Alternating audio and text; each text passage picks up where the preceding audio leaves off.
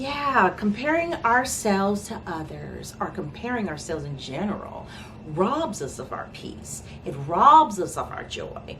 And wanting to be like somebody else or wanting to have what somebody else has or wanting to do what somebody else does, that's not a problem in itself. It can actually be quite motivating, quite inspiring to whatever it is your calling is to do, because you now have somebody who's paved the way. You get to watch, you get to see it. And so it's exciting, right?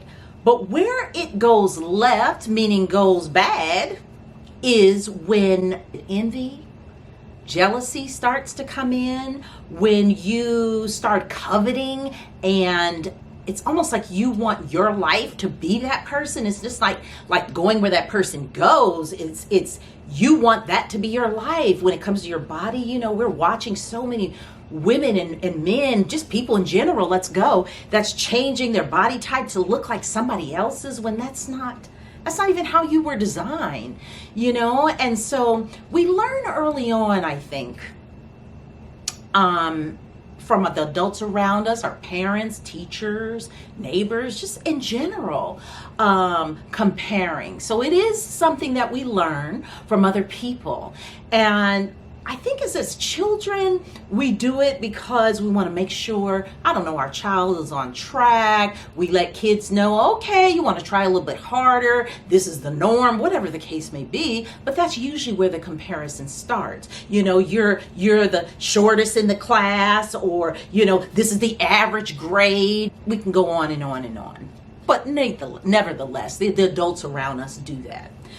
However, as you get older, your more uniqueness starts to show, and the idea is not to therefore compare your uniqueness or to want to be like anybody else.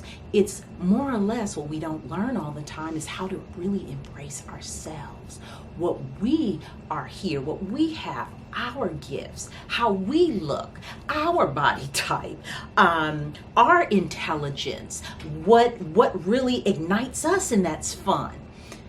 That's our uniqueness. That is a part of what our soul came here in the first place to express. So here's the thing.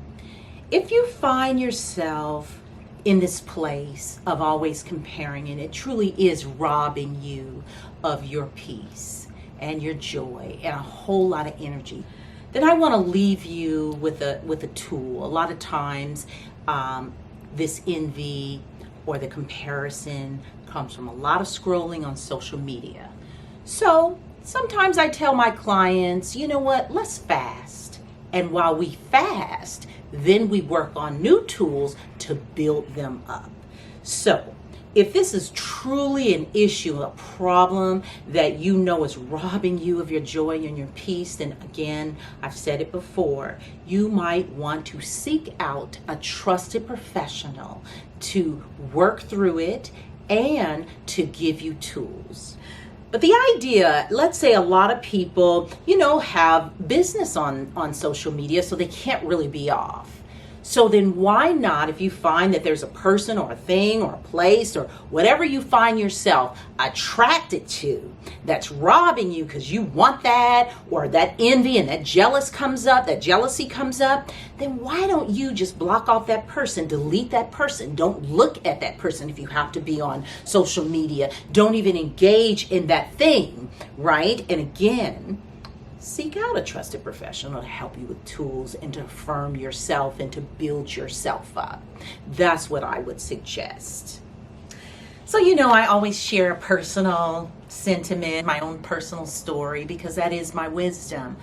And something that I have always found myself comparing, right? And that is, I want to say, the career. So last time when I talk about the comparison, I think I spoke about, me graduating from high school and those kinds of things, and comparing to where my friends were doing and what I was doing as related to college. So fast forward now 40 years, it's very interesting. So I find my gift, my real gift and my real calling later in life at 40. I started over, right? This is a second career for me, being a therapist and life coach.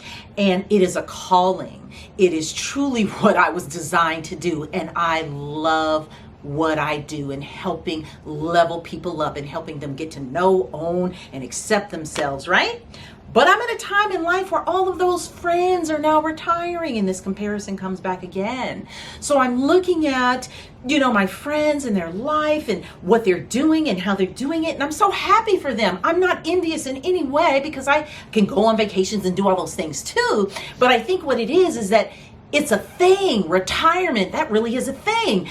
And because it's my, second, third career, and I'm loving it in my calling, I don't even think about the word retirement. Is not even a part of really who I am or what I would even consider doing.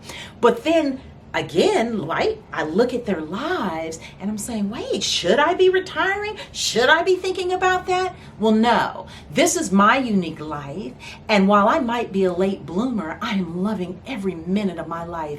And no, I don't want theirs. I love what they're doing and I like watching it and I'm motivated by it. But as it relates to, the thing of retiring and comparing myself, I squashed that real quick. And I did that. Why? Because I was able to turn around and really embrace my life, what I am here for, what God has called me for, and I'm going to live out that purpose. So, that's my story, that's my wisdom, and hopefully this was helpful for you today. Remember to choose you and practice peace. And if you enjoy our talks and want to stay connected with us, please like, comment, subscribe, and hit the notification bell to be notified every time we post a new wisdom.